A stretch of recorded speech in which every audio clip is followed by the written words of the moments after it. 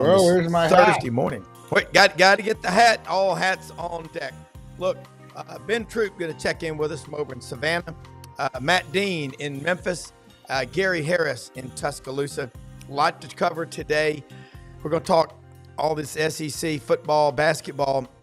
I was going to talk a little college football playoff and how much is enough with the NIL. I am hearing just 7 figures way too many times for 18, 19, 20-year-old kids. There are rookies and there are free agents who do not make this much money in the NFL. You are putting money into kids that hadn't done a damn thing except do it in high school, and they were typically bigger, faster, stronger than everybody. As Ben Troupe can attest to, when you get to an SEC school, you're one of 105 guys who were the best guy on their team. How are you going to handle that? Hey, take a picture with your phone of the QR code of Sidelines Subscribe. Be a subscriber. We do it about 260 times a year. Catch us live when we're streaming right now. Or watch us whenever you want to, okay? Merry Christmas, everybody. It is 6 days from the big guy coming down on his sleigh, and looking forward to having him come see us. And I think we've all been really good this year. I think Ben has been good.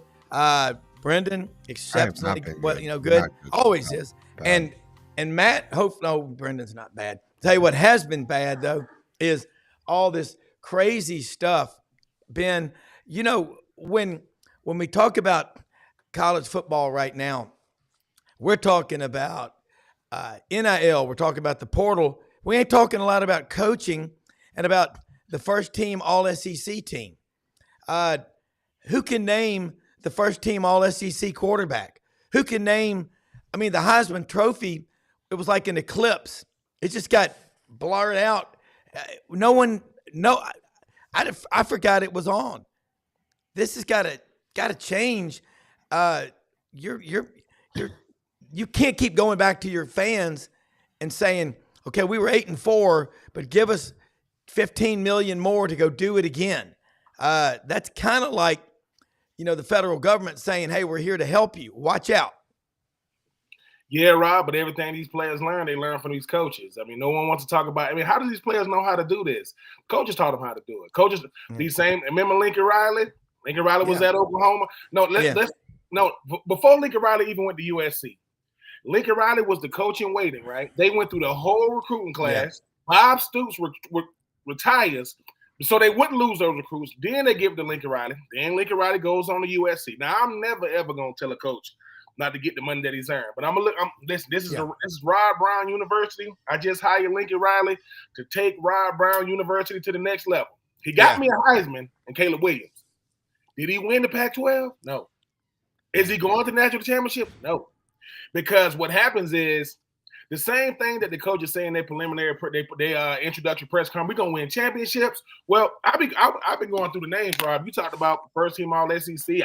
I couldn't tell you either. But when I started going through these head coaches, Kirby Smart got a national championship.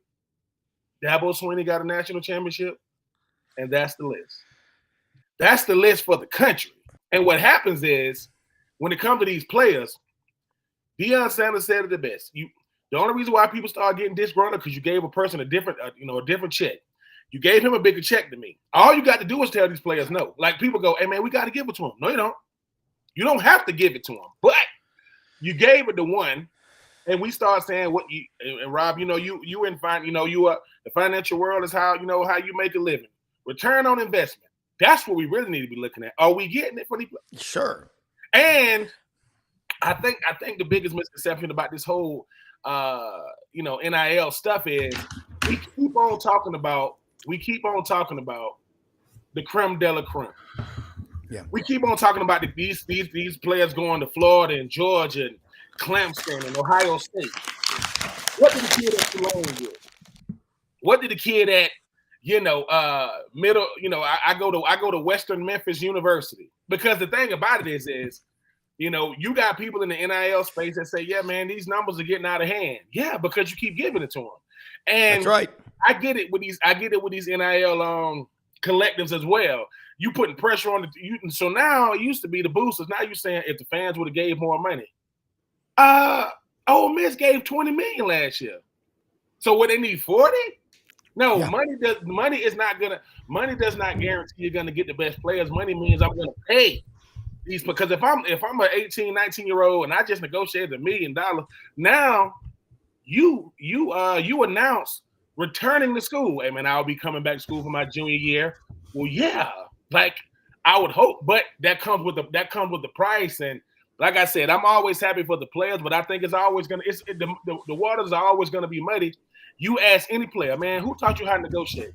These coaches. And I'm not mad. I'm not mad either way. I just think that every time we talk about an Arch Manning or the number one quarterback in the country going to Colorado, who's the number 2 quarterback? We don't know. Who's the number 5? We don't know. So I'm not saying it's not going to be ugly, but when we kick the ball off, for bowl week or college football playoff semifinals or whatever, the players that are choosing to leave, as a person that signed contracts before, it's all in the language of the contract. So I just think that, hey, we just got to make sure that when it comes to these things, to not get so far bent on, what's going on. We'll see what happens though. All right, look, this is what I'm going to say is all of the Matt, if you keep giving these kids money, then you lose control eventually. You got a 19-year-old and you're giving him $500,000 or $1 million. And I don't know what else. Ben's right.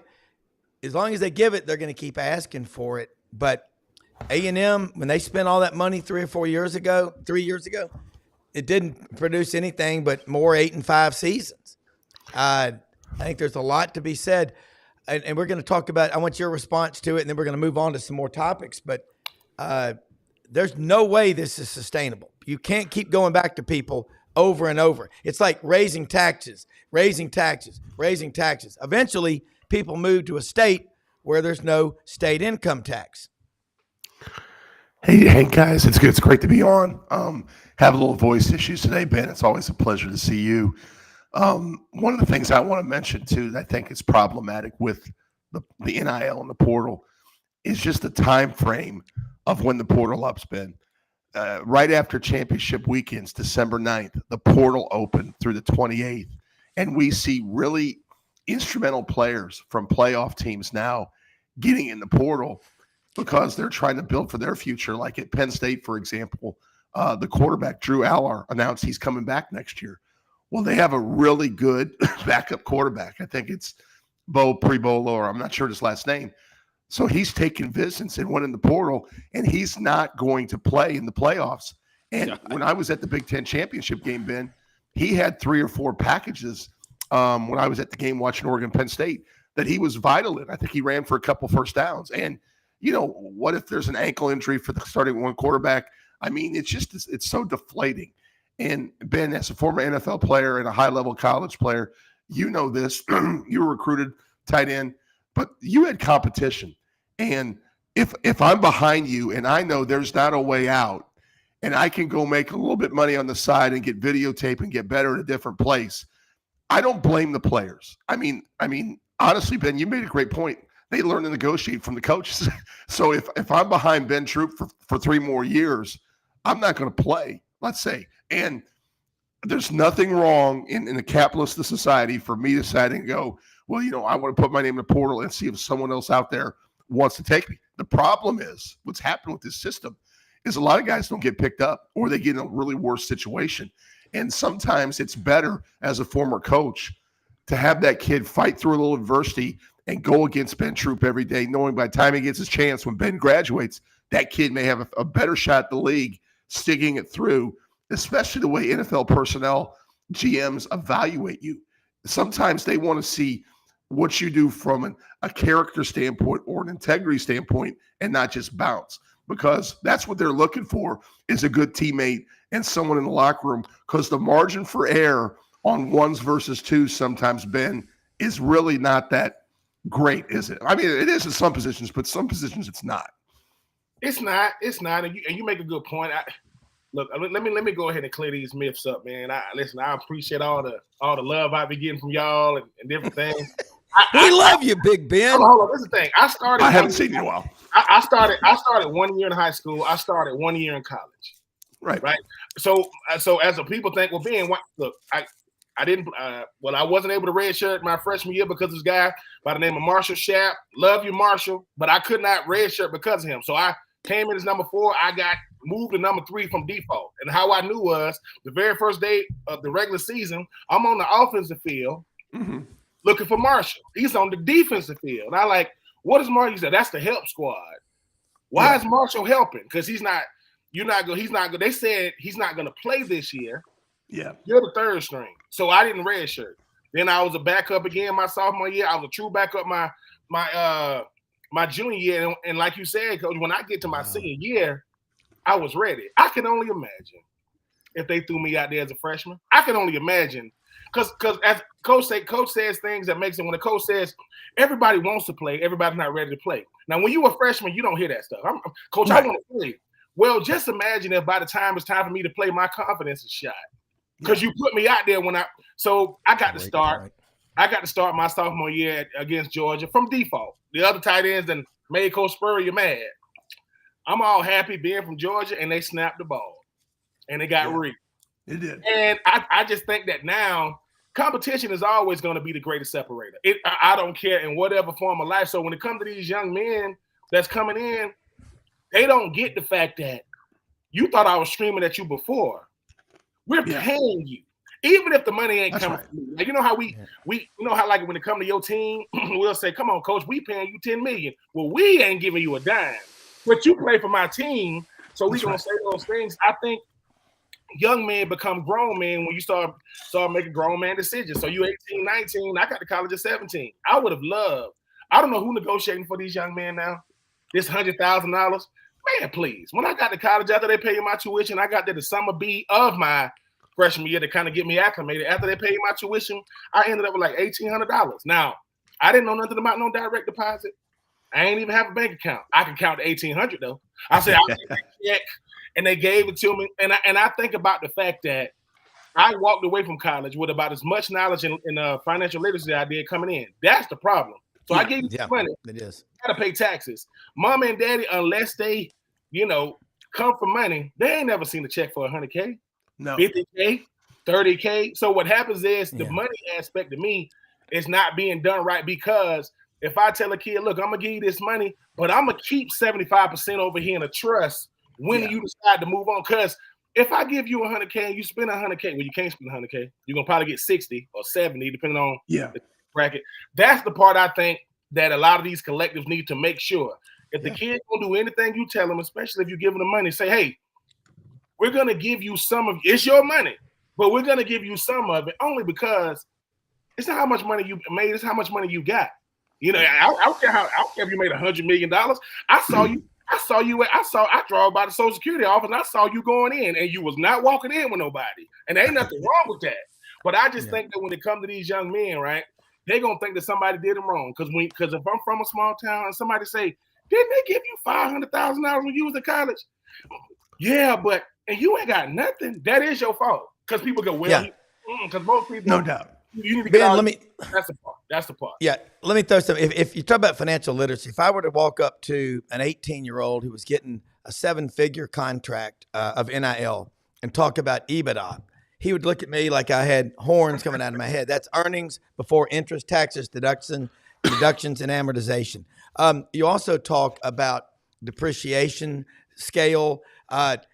If you have a good financial advisor, a good CPA, a quality one, like my friend, Janet Bell Mutual down in Peachtree City, Georgia.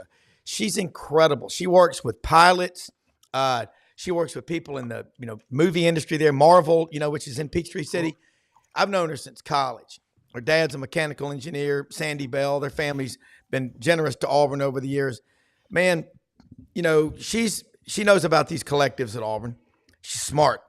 You sit these kids down and talk to them about financial literacy. Like my son made a great point. He's 26. He goes, I'd rather have $100,000 in the stock market and pay cash for an older car than be in debt up to my eyeballs and buy $100,000 car and have $3,500 in the stock market.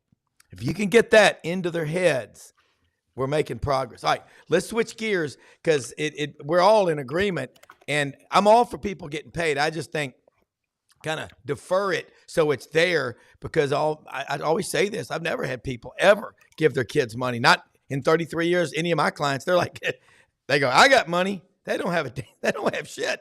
That's just how they go. And that gets those kids' attention. All right, Big Ben. Big Ben is the clock on London Tower. You know that. You've probably been told that a million times. Tennessee travels to Columbus, Ohio, Saturday. We're going to go rapid fire here because Gary Harris is going to be on in about 15 minutes from Tuscaloosa.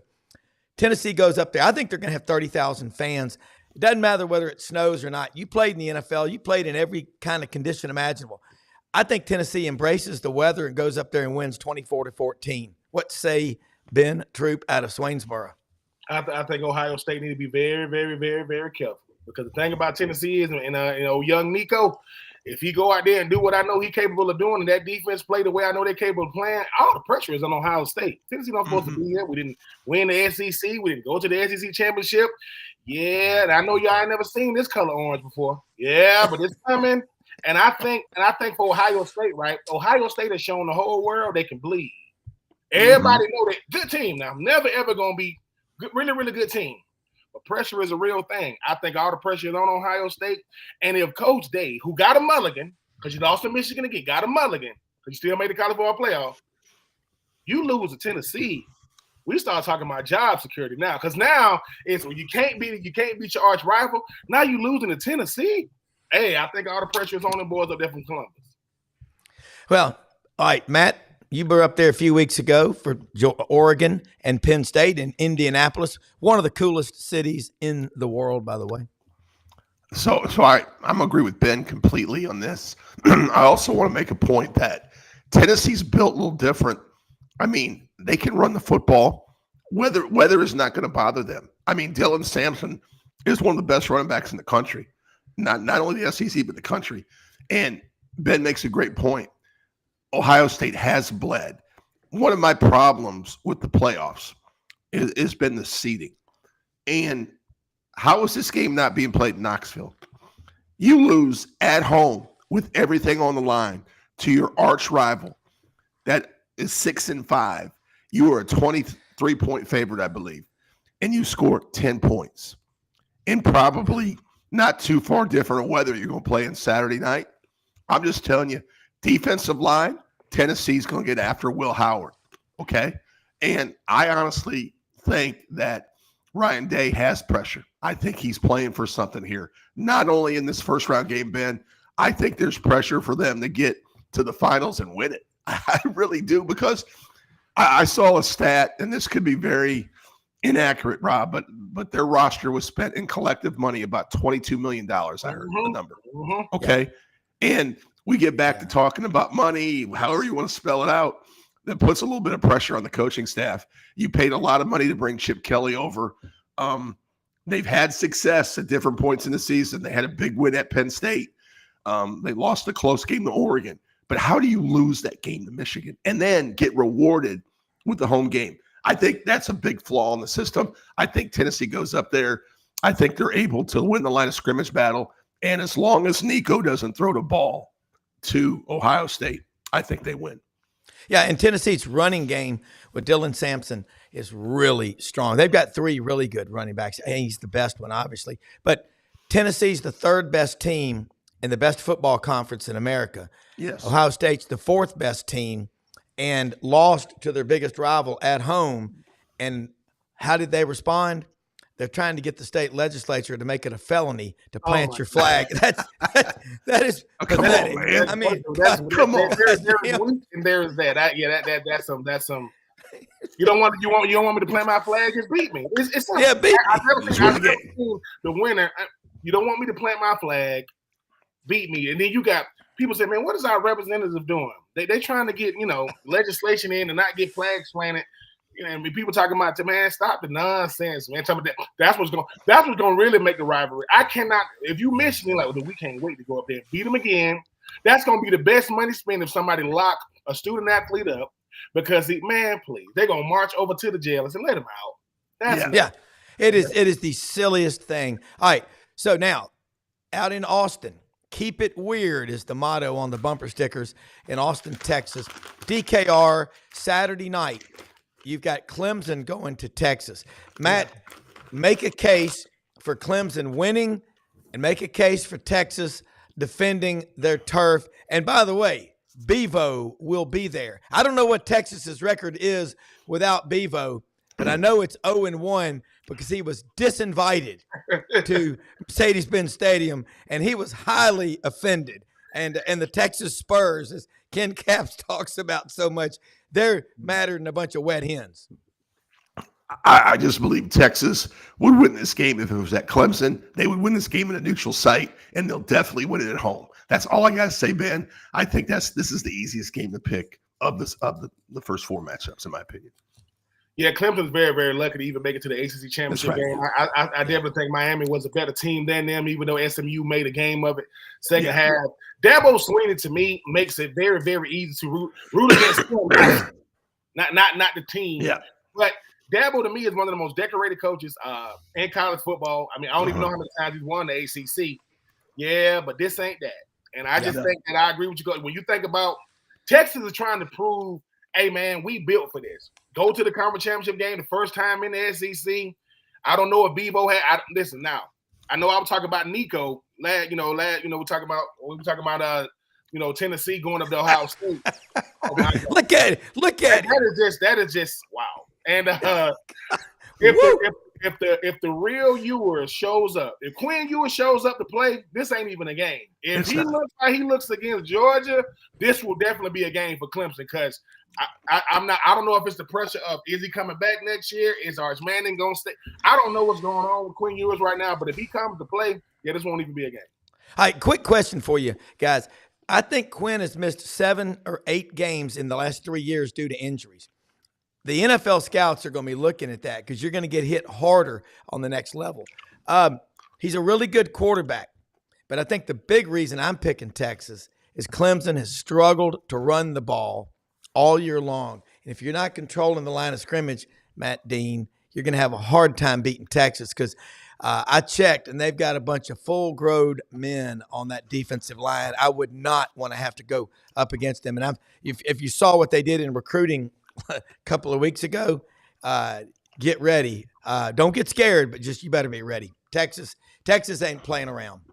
No, and I think if you look at Quinn Ewers, his biggest struggles have been against Georgia, and that's a tough defense for a quarterback to play. I just don't see Clemson's defense presenting that much resistance to Quinn. I actually think Arch may get some run in this game too, a couple different packages like Sark did in the SEC championship game. I like Texas's draw. I mean, you're going to get back-to-back games. You're going to beat Clemson, and you're probably going to beat Arizona State, and you got a path to the semis. It's the same thing as Penn State. You got SMU, and you got Boise, and you got a path to the semis, and they lost the championship game to Oregon.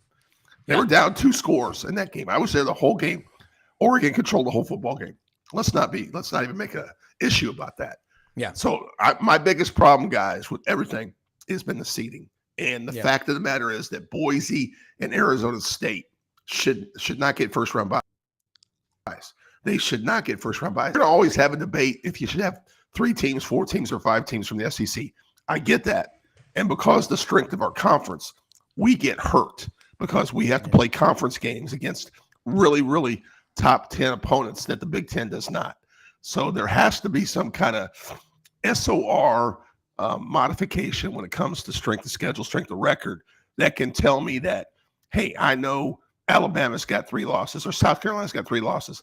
They're better than a 2-loss Big Ten team. And in my opinion, that needs to be discussed more. I don't know how the narrative changes, because everyone's easy to say, well, just don't lose a game. Well, yeah. Have you seen Georgia's SEC schedule this year? I mean, the fact that they only have 2 damn losses is incredible. I mean, it was brutal. Right. So no one seems to really be worried about that right now, but I think the playoffs will show out.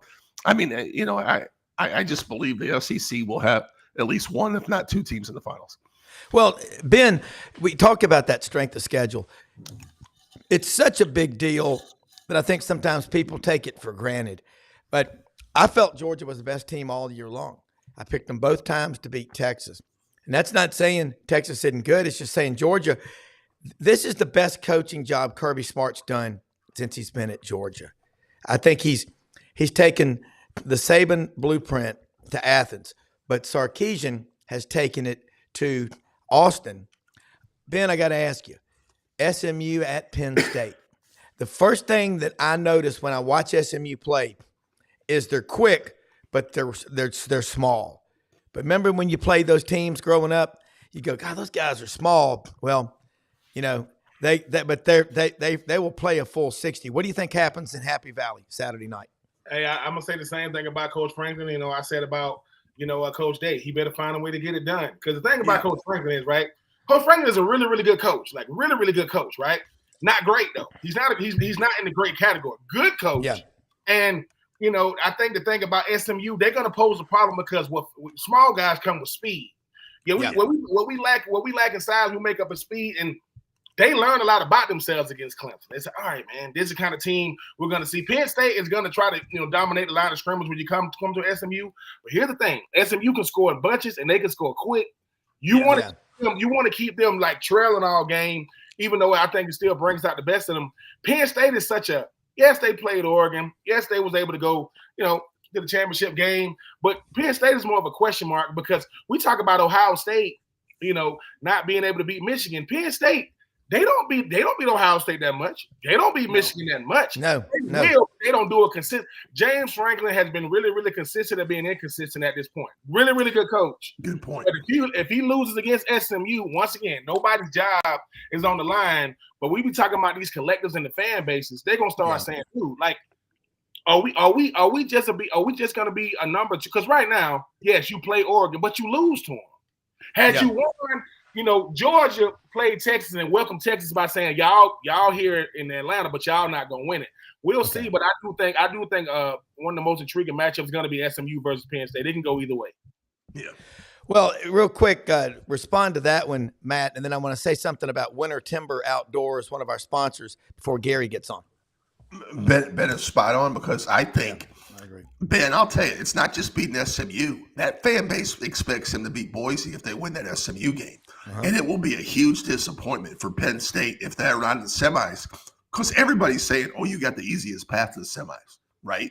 So I think it's really ironic. And, Ben, there's a stat out there, like, I don't know if I'm 100% correct, but, like, James Franklin's, like, 1-18 versus, like, top 10. 1-14. 1-14. It's awful. It's bad. It's awful. And at some point, why is Kirby revered? Because Kirby's teams win big games. I mean, they win big games. It's like they win in overtime, and all they had Beck do with a bad shoulder is hand the ball off to ATN for the touchdown that won the game. I mean, I'm just telling you, Georgia is scary. Don't let them in. They're in now. Yeah. They're hard to deal with. And Kirby, game by game preparation is elite. I'll give you a great example in the Big Ten championship game, Ben. And some of this is the metrics crap. So it was 38-24 Oregon, fourth quarter. Penn State makes it 38-30, and they decide to go for two. And listen, there's somebody in a metrics box that has a card that says you should do that. I'm like, when you don't get the 2-point conversion, it was almost deflating. So instead of making it 38-31 and you're one score away from overtime at worst, now it's 38-30. So you got to get back that conversion at some point. I didn't think it was a great coaching decision. That's just me personally. Yeah. And go ahead. No. I'm with you on that. And I agree. Let me just say this. Winter Timber Outdoors, folks. Christmas time, anytime is a great time to deal with Winter Timber Outdoors in Athens, Alabama. Proud to have them as a sponsor. Take your phone, take a picture of that QR code. They're open every day of the week. They're going to expand throughout the Southeastern Conference. They just broke ground on a new store in Auburn. They're looking in Gainesville, Athens, Fayetteville. You pick the town. They're growing. They have everything you need for the shooting sports, duck hunting, deer hunting, big game hunting, you name it. They got all the gear, Sitka waders, and over 2,000 shotguns, handguns, and rifles. You want to go to a sporting goods store that is owned by Kenny Winter and the COO, Dylan Monroe, and a staff full of people that are outdoorsmen. They know what they're doing. They love outdoors hunting, the shooting sports. Winter Timber Outdoors. Take that QR code, put it in your phone, call them, let them know you heard about them on SEC Sidelines. It helps us keep these sponsors when you do business with them, and it means the world to them and to us. Ben and Matt, did not mean to cut you off, Matt. I want to say SMU, I followed Rhett Lashley since he played at Arkansas. Finished up there. He was Gus's quarterback from 8th grade at Shiloh Christian up in Springdale, Arkansas, where I was a couple of months ago. Rhett can coach. He's won 30 games in his first 3 years, guys, at SMU. We were out, Dallas, we know they got money, but maybe that's a problem if you're throwing around, if every time your kid whines when they're young, you put a tablet in front of them and say, watch this, and you don't parent them, you got problems. If you got a kid that's struggling and you don't spend time with them, they're not going to get any better. Ben, as a father, I'm a father, Matt's a father. You got to invest in your people and your coaches. Rhett Lashley, I'll tell you why this guy is such a damn good coach. He's got a bunch of kids, but he knows every one of his players, what's going on. He's like Kirby. Watch out for SMU. I don't think they're going to go up there and be a piñata at an 8-year-old birthday party Saturday night. I'd watch out for the ponies. And I got my man Reeves Edens out in Dallas watching right now, one of my son's best friends. I love this kid. And he graduated from SMU. I'm keeping up with him. Blind Squirrel Sports, Rob, would you put Sam Pittman in that same category? I think Sam Pittman's a wonderful guy. But, I mean, you're there 5 years and you're back at 6-6. I think Sam Pittman, what's his ceiling? I think his ceiling, I had a bunch of Arkansas fans tell me this. They've said, Rob, his ceiling's the Liberty Bowl. I don't know what, he's a good guy. I'm a good guy. Hey, let's bring in Gary Harris, Tuscaloosa, Alabama. Gary, one of the best in the business, a true pro guy that goes out and finds the stories every day. Catch him on Tide 100.9 right after this show. He does a great show Monday through Friday, but he also does a show on TV Tuesday nights at 6:30 with Rodney Orr, our good friend from Tider Insider. It's called Tider Insider TV. So what's going on with the Alabama Crimson Tide? You want to know what's going on? You get Gary Harris on the line, a man from Claiborne County, Alabama, actually born in Miami. Gary, how you doing this morning? I'm going in and out. You see me and hear me? Yeah, I can see you now. Yeah, I see you. You're okay. Good. Yeah. All right, I'm driving, so I've got to pay attention to the road. But lead me in again because I kind of lost you there for a minute. Just talking about what a wonderful man you are from Claiborne County, Alabama. Actually from Miami, though, but from Anniston. But tell us, yesterday, Greg Byrne made an announcement, kind of an appeal to Alabama fans. Cut through all that, and what was your takeaway from his comments? Yeah, Gary, and he may have muted us, whatever, but y'all, I don't know if y'all saw it. Greg Byrne, Alabama's athletic director, made an appeal to Alabama fans about sending in more NIL money. Gary, Greg Byrne's comments, and when you can come in, talk about those, and what is your takeaway from it? Hopefully we'll get him back on, but it's NIL. We got the Salvation Army out there ringing the bell. It's not much different. I'm talking off air with coaches at different schools, guys. They're pulling their hair out. They're going, man, I'm getting to do very little coaching, and you better hire you a general manager. And before we go back, Gary, hopefully he'll be back with us. But Ben, you saw the GM in the NFL. Did he generally manage everybody? That's what they try to do. Gary, hop in when you can. Well, we'll try to do it. But talk about the role of the GM in the NFL, Ben, and how in college he could do it. Well, I mean, I think the difference is you talk about professionals who already understand, what goes on. We have a first floor mentality when you're in NFL. We work on the first floor, all the decisions made on the second floor, and you just fall in line. I think the thing about college football that's going to be, even though I know certain colleges got GMs now, Kirby Smart is one of the best coaches in the country. They got a good NIL. He still coach hard. Yeah, he does. Because the thing about it is NIL just simply means this. If we have an NIL, everybody got to get something. We understand everybody's not going to get the same thing, right?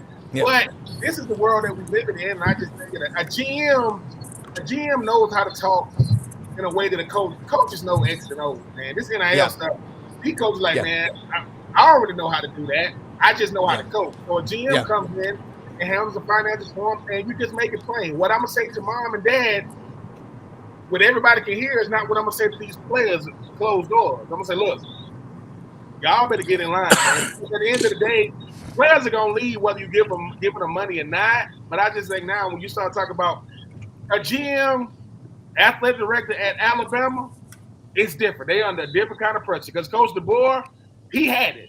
And to think that, Oklahoma or Vanderbilt is the reason why you're not in, I was shocked they didn't put Alabama in. I was like, ain't no way they're going to leave Alabama out. And they did. So, 9-3 is a hell of a year unless you coach at Alabama. That's right. Not a good year. So, it's just different from different places.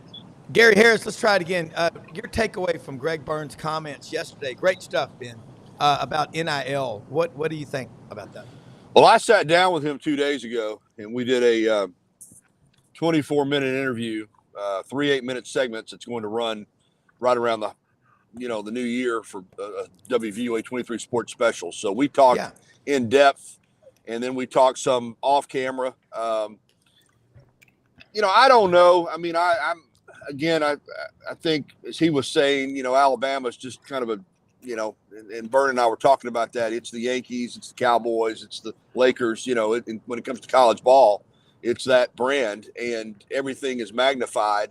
I don't know that he did anything wrong, and sending out a letter to fans and supporters asking them to call or asking them to join the collective. And I don't know, again, I'm not an AD. I don't know that if I would have just put it in, out in the open like that, I guess, but maybe the top donors have been asked to give so much. Maybe he just felt like, hey, I want to make a widespread appeal to anyone and everyone that wants to see Alabama do well, that you can help. And in return, you'll get some coverage that you won't get anywhere else. I'm a little bit surprised that it's blown up into this major story, and maybe you guys can help, enlighten me as to why this is such a big deal. I thought that was part of what ADs do, is to raise money, particularly in the NIL era.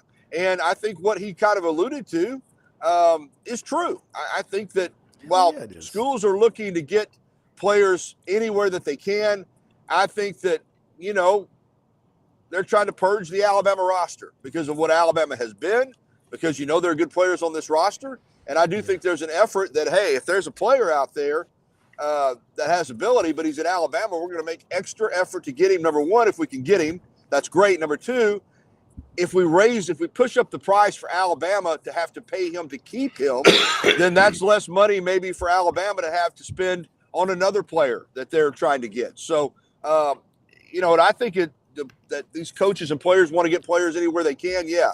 Do I think that they get a little extra, satisfaction out of taking a player from Alabama? I do. That's my opinion. And I think that's probably, in my opinion, where Greg Burns' message came from to the fans. Hey, listen, people are trying to get our players, and they're offering them exorbitant amounts of money. It's like Jalen Mbakwe, a few days ago. I don't think he told anybody. I think he got a call. I think someone said, hey, you figure out who you think that is. Hey, we're going to offer you this much money. And I think he just decided, man, I'm taking this, and didn't really tell anybody other than I'm leaving. And then after, had an opportunity to be visited with by some people at Alabama, and he came to a different conclusion. But, I don't know. I just think that if another AD that did this at another school, and again, y'all chime in, maybe I'm wrong, but I don't think this is as big a deal as it is since it was Greg Byrne at Alabama, and now everybody wants to play. They're desperate, and they can't keep up in NIL, and look at this, laugh. Let's have let's have a good time at Alabama's expense. That's kind of the way I see it. Gary, I'll say, and I know Ben and Matt want to say something. I think it was a slow news day, and that's why it's a big deal. I know a lot of Alabama grads and fans. Trust me, they could go up against any NIL collective in America. I know them in Memphis, just the Memphis people, and Montgomery and Tuscaloosa. They've got the money, but you can't keep going back to these same people over and over and over. Let me tell you one thing I've learned about fundraising. If you're going to be an asker, you better first be a giver. You've got to be giving yourself, but you've got to spread it out. And Ben and Matt respond to that, but I just think it was a slow news day, and I think what Greg Byrne did was right. Gary, you're getting pulled over for those comments. Yeah, they're after me, man. You know, I'm watch out. Let me add this real quick. You mentioned something, Rob, and the panel can respond to this too. I think one of the dangers, if we don't get some guide rails, and I think that these ADs feel like something is coming in the form of this settlement and revenue sharing, and something's going to be put on the table. But you talk about spending the money. Everybody in the SEC, let's just stay with the SEC. You got 16 teams. All of them are trying to win. And all of them are trying to put money in the collective. Here's the danger to me. Someone asked me the other day, well, if you win the national championship, don't you think there'll be a letdown in the spending because everybody's like, well, we did it. I think it's just the opposite. I think you'll be empowered if you win. The danger is, and I insert school, whether it's Mississippi State or Arkansas or some Kentucky, some of these schools maybe that aren't winning at the highest level, they're giving money too. What if you go 5-8 or 5-7? 5-7-4-8 for 3 straight years. Let's say you don't get anything from your return. That's when I think the danger is the investors say, man, what do we're paying money just like everybody else is, and we're not getting nothing out of it. Number one, you fire your coach. Number two, you probably fire your AD. But number three, the challenge to get people to keep giving that money, because as you alluded to, Rob, NIL is not like a building project, capital campaign. It's not finite. It's infinite. Every year they're going back to the same people asking for money. That's the danger to me. If you're a program that's not winning, how do you get people excited about continuing to give you money? That's the hard part to me. Ben? Well, listen, if I'm 15 teams not named Alabama, I'm thinking Greg Burns, because I'm saying Alabama's GM is saying it. Alabama's GM is saying we need money. Because other GMs, they probably want to do what Greg Burns did, but they don't got the same cachet. They say, listen, if Alabama is saying they need money, don't you think to be able to? Most teams ain't gonna beat Alabama. Let's just call it. They're not gonna beat them, NIL or not. But if I want to compete with Alabama, I got to be able to do what Alabama does. Just because we got the same model doesn't mean we're gonna win.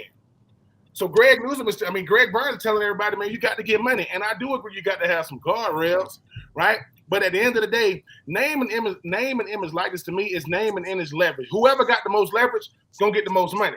That's what anything. That's true. So when you start talking about the leverage, Greg Burns hey man, they know most people don't even know who the AD is at these schools. You know who Greg Burns is. He cannot walk around Tuscaloosa because they know who he is. But they're gonna say, hey, Greg will say, hey man, we need money. That's how you go from 9-3. Because in Alabama, they've literally done it all. Mississippi State, Vanderbilt, Ole Miss, you love them.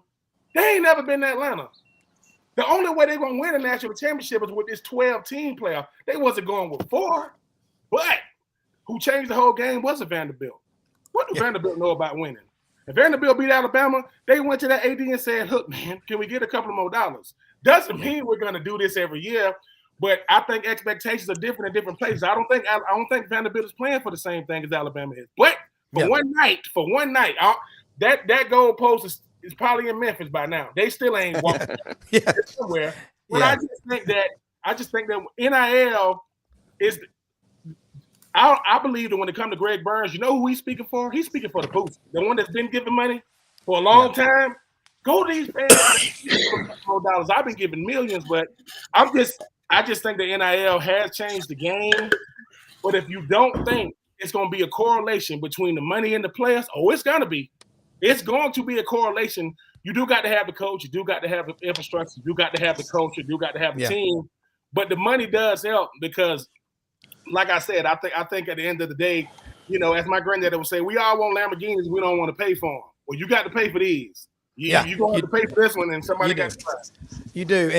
And Gary, looking at right now Alabama's roster, everybody's trying to just, you got a player, he's with you, and then 6 hours later, he doesn't even tell you, and you see on ESPN he's in the portal. This is why I think, I really believe, I think this is going to blow up in our faces sooner than we think. Yeah, I love the word that they just used in leverage. Leverage is the key word here. And the players do have it. And when you look at this, and I hope this isn't too harsh, but it is the tail wagging the dog to some degree. It is. I mean, you've got university presidents with multiple degrees. You've got rich board of trustees and donors and ADs and coaches, and they now have been leveraged by, in some cases, teenagers, or young men in their early 20s, their parents, their agents, their handlers. And you go from, 55-mile speed limit overnight to no speed limit at all. And that's the way this went down. I mean, we had a system in place, whether you liked it or not, whether it was fair and equitable or not. It was the system that we'd had basically for over 100 years. And really overnight, with a snap of the fingers, it went from complete, this is the rules. Even if you break them, at least we know what rules you're breaking, to lawlessness to some degree. And so I think everybody's still adjusting. You do have to, he's right, 100%. You got to pay for it now. If you're going to have a winner, the taking one for hometown U is just about gone. Yeah, there are kids that grow up being Alabama fans because of the pride, how big Alabama is. But when it comes time now to choose a college, if Alabama says, we're offering you this, and another school is offering you 5 times that, well, we love you, Alabama, but this is where I wanted to play, but this is the reality of the new world. So yeah, you got to pay to play. And that's what these schools are trying to do. And they're trying to let people know that regardless of the facilities, all the things that went into program building 10 years ago and how you built a great recruiting class are off the table now. The bottom line is you got to have the money to spend to get the talent in. And if you don't, all the facilities in the world, all the tradition, the 100,000 seat stadiums, it's not going to matter as much. Yeah, it's Matt, a great equalizer for Vanderbilt and those schools that you're right. They can win now if they're willing to spend. Yeah, and Matt, I think where we are now is literally, I predict we're going to, if we don't change what's happening, we're going to start having kids completely skip college and go to some place in Florida and spend 3 years with a trainer doing simulated football 12 times every fall just to save their bodies for the NFL. Then they're going to sign an NFL contract. They're going to play just enough games to get the guarantee, and then they're going to quit. We don't have guys now complaining they didn't get enough carries in a game. That's where we are, Matt Dean. Your son is on the staff at Oregon. Tell me what's going on from his perspective. I think you need to slow down a bit there, Brownie. I mean, you still have to get tape. Have an NFL GM that wants to draft you, okay? Yeah. Here's another thing that's really important, I think. I agree with everything that Gary and Ben said. I also know that donor fatigue is real. So when Greg Byrne goes out there, he's trying to, as big as the brand is, he's trying to grow the brand. I need all your donations. I need everybody all in. And to Gary's point, you want to do this after a 9-3 season when you miss the playoffs, just so people know that, hey, we got real problems here at Alabama too. People are trying to take our players. And here's another thing that's going on, guys. This system, whether we like it or not, there are a lot of people in players' ears, more so than ever before, because the money is real. And what is happening is, let's say I get a deal out of college to go somewhere for X. And all of a sudden, after my first year, I can go X plus 100K. Well, you know what? People are saying, you know what? You need to be a businessman and transfer because you're going to get more at the other place. It's totally different decisions. Loyalty is to thyself in the sport of college football, which I understand. I'm not taking a shot at players. I'm a coach-centric guy because I was a coach. But as a coach, I understand the challenges of some of these young men. And sometimes they don't have maybe those financial people, Rob, we talked about earlier in the show, that are saying, hey, you need to do this money, put X amount away. But then you also look at the situation that's happened in college football. Look at the playoffs right now. Look at the quarterback from Vanderbilt. I heard yesterday he got granted another year of eligibility. Okay. Now, we all know, Ben, from a GM assessment, he's not going to be your typical NFL guy. He will never, probably not get drafted. So why not get that extra year and bank me as much money as I can? And one of my classmates, who's an economics major finance at Vanderbilt, is going to help me invest that money. Players are making different decisions now because they realize my only chance to get paid for some of these guys will be the first 5 years, because the NFL career lifespan is what, 4.5 years anyway for the average dude. Why not get paid now? I agree with what's going on. I may be in the minority, but if I'm advising a player right now, I'm like, go ahead and move for two or three straight years and get your bank, and then we'll get you someone that will help you save for your future. That's just me. Yeah, Gary, I'll tell you, I think that's why Dylan Gabriel left Oklahoma and went to Oregon, because he's probably not going to be drafted, at least not very high, but Oregon was willing to pay him. So you're going to start seeing that a lot. Yeah, the eligibility issue is a separate issue now. As a sportscaster for my TV, we do the graphics when a player comes up and on television, so you know who they are. And used to, it was pretty simple. So-and-so sophomore wide receiver, so-and-so senior defensive end. Now, I think players, you just play as long as you want to play. And you guys are 100% right. For some of these guys, now their maximum earning potential is going to be in college, because they're not going to play in the NFL. So they're going to stay as long as they can. Now, this JUCO situation with Pavia, that opens up a whole nother can of worms. Now you're talking about, well, if I can go to junior college and it not count against me, and I'm not quite ready for I can go play a year or two of junior college, get a lot of experience, get better as a football player. Then I've still got 4, 5, 6, 7, 8 years to play in college, because I don't say 4 anymore. It seems like every time one of these guys petitions now for an extra year, they get it. I had a hangnail my freshman. I'm a quarterback. I had a hangnail my freshman season. I couldn't grip the ball the way as well as I'd like to. I need another year. And they're getting it. I mean, you just play as long as you want now. I mean, this thing, that bothers me almost more than the NIL, is I can't, you're going to have 20, and we got it, 24, 25 years old guys. As much as I love Michael Penix as a quarterback, I don't blame the Falcons for playing him. He's 24 years old. He's not a 21-year-old rookie. He's 24. You might as well go ahead and get some of these guys are going to be going into the pros 25, 26, 27 years old. It's unbelievable to me. And well, Gary, where we're going to go is exactly that. It's 2 years of junior college. Then you're going to have a gap year, which is some bullshit that these kids now get your ass to work. Okay. Get out of bed and go to work. I've had enough of that crap. And because I've got kids, and I'm telling you, they all work. They work hard. And they actually compliment me. And y'all, that's hard for them to do. But here's the point. You got the guy at Miami who's in his 9th year of college. These virus deals, it's insane. And you're right. We have no idea. BYU has always had an advantage because they got a bunch of 24 and 25-year-olds because they leave for 2 years. My friend Jay Stubbs that played at Alabama, Charlie's son. Yeah. Jay, I worked on the trading floor with him for 12 years. He goes, man, I was busting heads at practice at Alabama every day for 2 years. Then I was mountain biking all over Australia, getting doors slammed in my face, but it toughened him up. So he played 6 or 7 years. And his best friend, Tyler Watts, he was still there. It's a crazy, crazy. Ben, you played 4 years. You didn't redshirt, did you?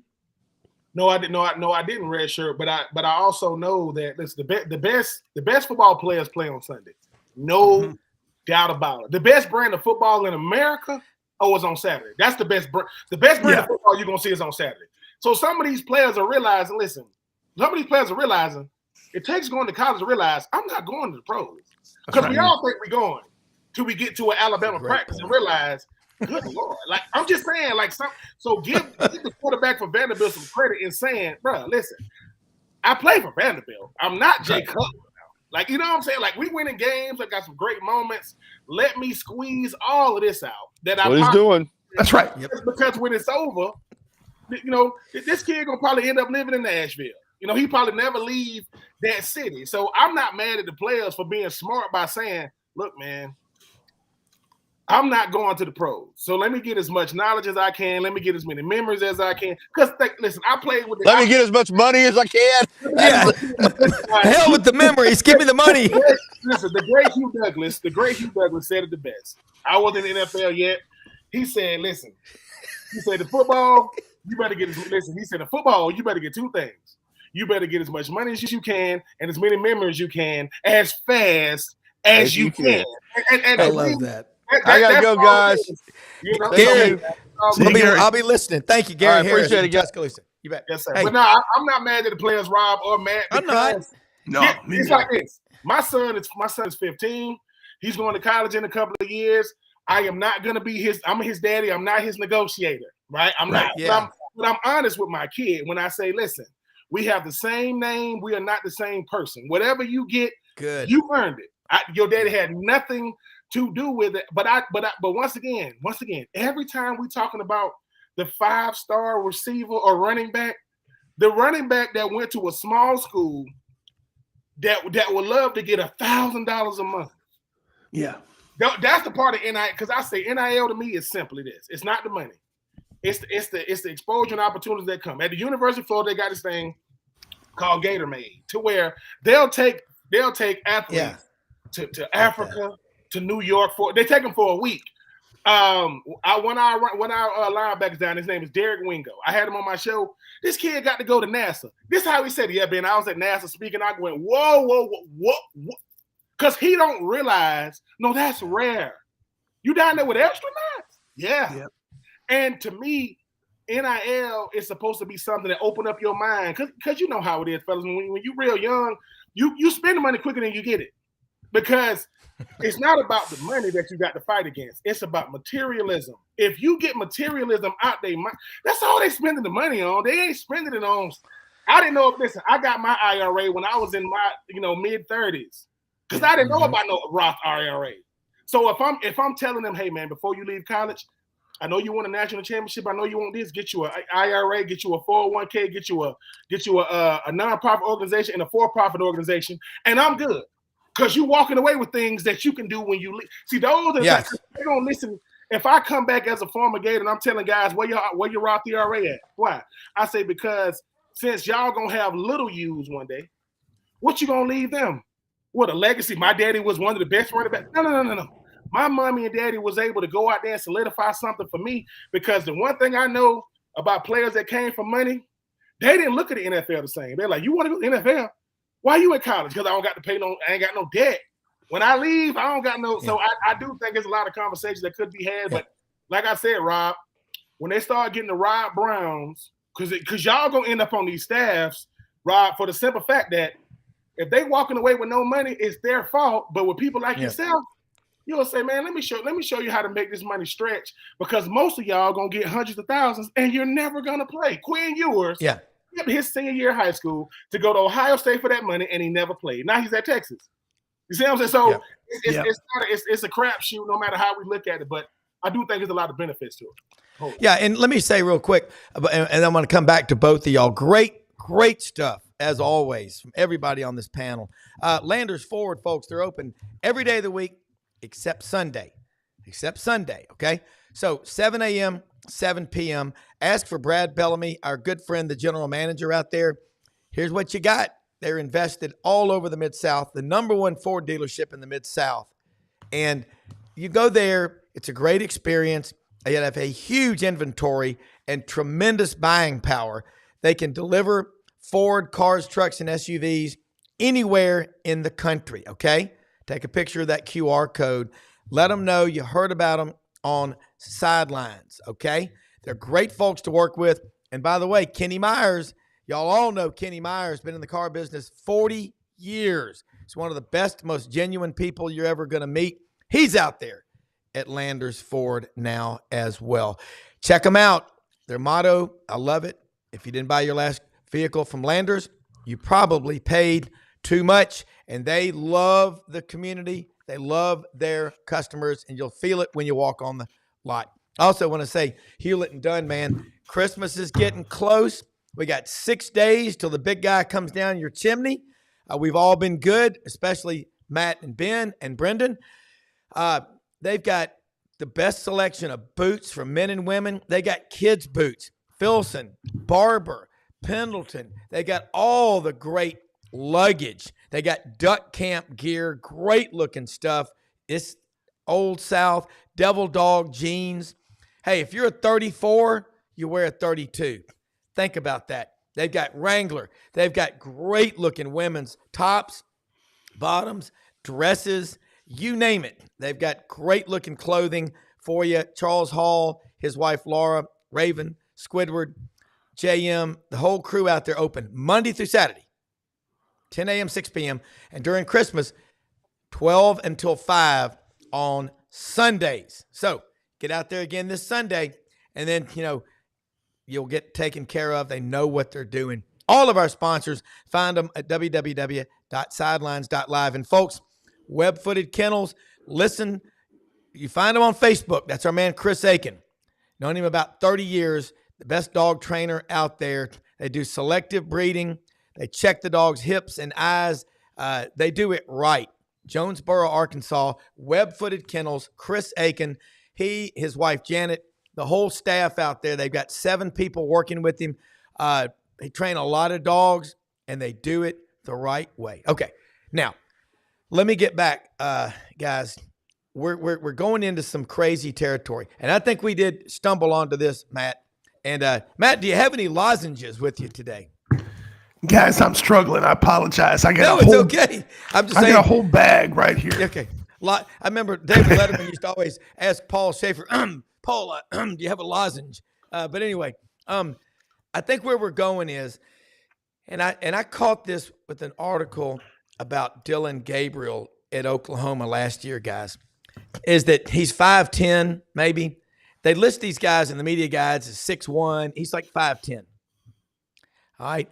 Well, he's smart to do what he did and go take the more money at Oregon, because I think also Oklahoma thought Jackson Arnold was the cure-all, end-all, be-all. So guys are going to stay in college as long as they can. You're going to start seeing more court cases where guys want to stay 6, 7, 8 years. They're getting masters. Hell, some of them are going to be doctors. I mean, that's what's going to happen by the time they leave. Let's see. You might undergrad in 3, 4 years of medical school. Wow. Then 5 years of residency, 1 year as a fellowship. I mean, we're going to have somebody eventually get their fellowship. Y'all remember the meathead on Archie Bunker. He was in college forever, and Archie kept saying, get a job. He said, I've got a fellowship. He goes, I have fellowships for the lodge.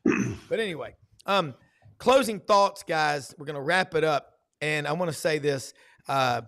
This has been a great discussion. Ben, your closing thoughts, and Matt, and then we'll wrap it up. Up, you've muted. We've lost you, Ben. My fault. My thoughts is always root for the players, because no matter what, as much as we love Kirby Smart, Dabo Swinney, John Frank and Coach Dave, they got to see the players, right? We only know about these coaches because they was able to go out there and get these players. And listen, people say how much is too much. The answer is not enough, because once again, if you think the players are stealing, some of these coaches haven't lived up to the billing because they ain't have the players, or so to speak. They say I'm always going to be rooting for the players, Rob and Coach Matt, but it's going to be all right. The great Franz Beard said it this way: college football is dummy proof. When they kick the ball off, it's a slow football day. That's right. There's no football going on, right? I'm an Atlanta Falcons fan, people. Michael Penix is starting, right? But what would you rather have? Would you rather have Atlanta versus Cleveland or Michigan versus Ohio State? That's why one plays on Sunday, because they don't want you to have the option on Saturday. If it ain't the best brand of football in the country, why don't NFL play on Saturdays? They don't want those ratings to go down, because if I got to pick, I'm going to choose college boys every time. That's right. Yeah, and the thing is, you get up at 5 a.m. on Saturday to watch college football and start drinking and cooking. In the NFL, the games are fun, but if you're inside, and I'm really not I'm always outside doing something. You're laying on the couch, tossing and turning, in and out of nap, deep sleep, whatever. But the games are fun to watch. But, I'm all for the players. I'm a capitalist. Y'all know that. I'm a patriot. Just defer the money is all I'm saying. As a father of 4 kids, just defer the money. We've seen it over and over and over. If you do that, but Tony Barnhart, Franz Beard, they're all right. College football is pretty much idiot proof. And I'll close it out, with you, Matt. Most often we see the face of Christ in the least among us. All of us out there, We're blessed. Do what you can for others for Christmas. This is the time of year for giving, but I like to give throughout the year. It's consistency in prayer, and it's consistency in helping other people. So all of y'all watching, that's why this show is succeeding and supporting our sponsors and everybody. So just want to thank you and take us out, Matt Dean. Well, hey, it's been a long time since I had the pleasure of being on the show with Ben Troupe. So, Ben, I wish you a great holiday for you and your family. Secondly, a quick thing on Dylan Gabriel, Rob. And I think sometimes we throw numbers out there. We don't know what Dylan Gabriel got paid. These things aren't published. Matter of fact, if you go to collective numbers, Oregon's numbers slightly over 11 million compared to Ohio State's 22 million. That's the numbers we see, Rob. We don't truly know. Yeah. You know what? When he went there, he's a Hawaii kid. His idol was Marcus Mariota, who won a Heisman Trophy for there. Yeah. He asked Marcus for permission to wear his number 8. He's the best quarterback left in the playoffs. He's one of the best leaders of all men of college football. And yes, he's not glamorous because his measurables aren't there. Watch the kid play the game. He's a gamer. Go Ducks. No. I mean, I'm not criticizing. Hell, I'm not that tall. I know. That's what I mean. Drew Brees wasn't that tall either. He's 5'11", maybe from 6 Austin. foot, But that's the point. Take that money. That's what they're going to do. Well, and you know what? Diego Pavia, if he's got a good singing voice, hey, Nashville, that's probably where you want to be, man. For executive producer extraordinaire, Brendan Martin, all of y'all, man, this is a blast. We'll be back tomorrow. Josh Pate going to check in with us tomorrow. I love this guy. Pate State, talking college football, man. Merry Christmas, everybody. Good night, John Boy.